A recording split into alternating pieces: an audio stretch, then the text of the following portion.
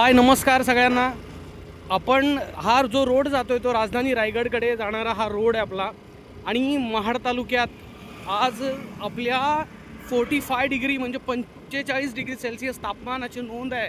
सगळ्यात जास्त तापमान आज आपल्या महाडमध्ये आपण नोंद केलेलं बघायला मिळतंय। माझी सगळ्यांना विनंती आहे मित्रांनो, इतकं जर क्लायमेट असंच वाढत राहिलं, जर हे टेम्परेचर वाढत राहिलं तर विचार करा पुढे काय कंडिशन होईल। आपण दुर्भाग्यवश आहोत असे की आपल्याकडे झाडांची, पाण्याची हे काही आपण करत नाही आहोत, निगा राखत नाही आहे आणि त्याचे परिणाम आता आम्हाला भोगायला लागलेत।